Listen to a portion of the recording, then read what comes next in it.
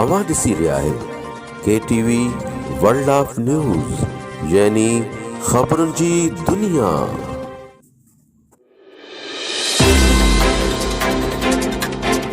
ख़बर शामिल कंदा हलूं शहदाद कोट मां।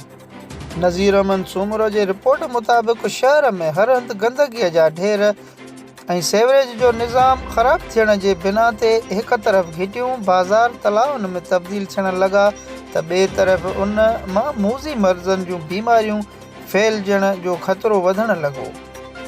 फौज़दार चौक, कोटू मोटू चौक, शाही बाज़ार, रेशम गली, कुबो सईद खान रोड, खोसा महला, भट्टी महला, बलोच महला, शमज़ोई चौक समेत ॿियनि मुख़्तलिफ़ इलाइक़नि में गंदगीअ जो ढेर ऐं सेवरेज जो निज़ाम जे नाकारा थियण जे करे शहरी शदीद मुश्किलात जा शिकार आहिनि ऐं बदबू गंद जे ढेर जीअण जंजाल करे छॾियो आहे। उन सूरत हाल में म्यूनसिपल कमेटीअ जी कारकर्दगीअ जा पोल खुली विया।